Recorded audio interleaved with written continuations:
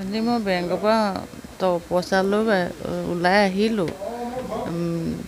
ষ্টেপৰ পৰা মই মানুহবোৰক মাতিছোঁ, যেনি দেখা সদায় মানুহখিনি মতাৰ পিছত মই আহি মুখৰ আগৰ বেংকৰ যিখন হোটেল সেইখনত মই নিজে চাহ খাইছোঁ। তাত মানুহ বেলেগ কোনো নাছিলেও, মানুহ এগৰাকীয়ে থাকে সদায়। তেওঁৰ পৰা চাহ একাপ খালোঁ, খাই তেওঁৰ লগত ভাল বেয়া পাতিলোঁ। পতাৰ পিছত আহি মই তামোল দুখন কিনি খাইছোঁ, এখন খালোঁ, এখন পেকিং কৰি লৈ আহিছোঁ। আহি মই আমাৰ আকৌ বেংকৰ ছাইডে যিটো মানে বাওঁ ছাইডলৈ আকৌ মই উভতি আহিছোঁ। আহি সেইপিনৰ পৰা মই মোৰ লগৰ এজনীলৈ অপেক্ষা কৰি অকণমান দেৰি ৰৈ আছোঁ। তেনেকুৱাতে আমাৰ গাঁৱৰে এগৰাকী ছোৱালীয়ে মোক মাতিছেগৈ। তাই ছোৱালী নহয়, আচলতে বোৱাৰী, চাকৰি কৰে।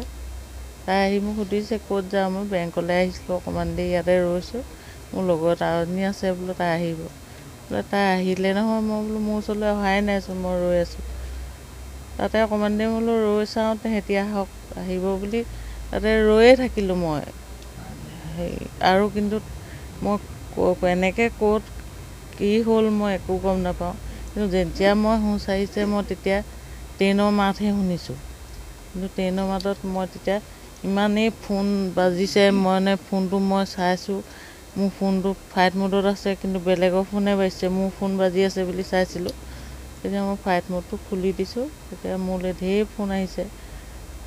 ফোনৰ মই কাৰোলৈ ফোন ৰিচিভ কৰা নাই, মই নিজেই মোৰ মানুহজনলৈ মাৰিছোঁ। মাৰি মই কৈছোঁ যে মই ট্ৰেইনতহে আছোঁ, ক'লৈ গৈছোঁ ক'ব নোৱাৰোঁ।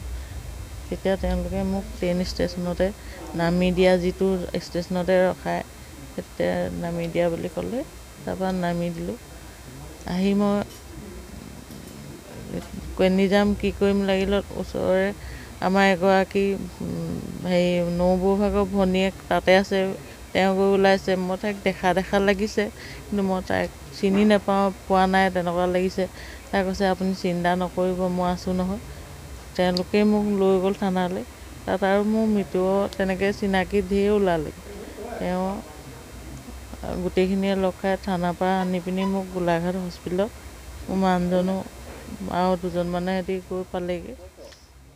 আমগুৰি থানা অন্তৰ্গত চতাইচিগাৰ আপোনাৰ নামটি চেপাঙনি বেংকৰ পৰা পইচা উলিয়াবলৈ গৈ বৰ্তমানলৈকে ঘৰলৈ অহা নাই।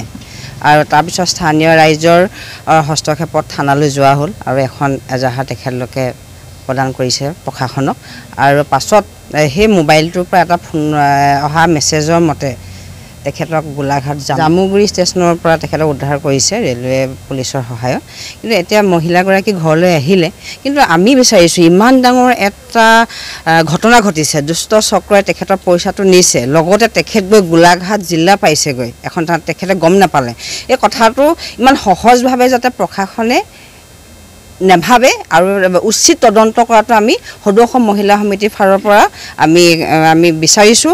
লগতে স্থানীয় ৰাইজেও এই ঘটনাটো প্ৰশাসনে যাতে হেমাহি নকৰি উচিত তদন্ত কৰে, তাৰ বাবে আমি সকলো স্থানীয় ৰাইজে অনুৰোধ জনাইছোঁ।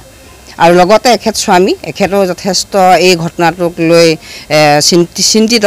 পইচাখিনি যোৱাৰ লগতে মানুহগৰাকী এইটো বিপদত কেনেকৈ পৰিল তাক লৈ এতিয়া চৰ্চিত বিষয় হৈ পৰিছে। প্ৰশাসনে যদি আপোনাৰ বেংকৰ পৰা তেওঁ CCTV ফুটেজ চোৱাৰ লগতে তেওঁ সেই সময়লৈকে যিখিনি মানুহক লগ কৰিলে, সেই গোটেইখিনি তেখেতে যদি অনুসন্ধান কৰি আহে, মই ভাবোঁ তাতে কিবা এটা ৰহস্য ওলাব।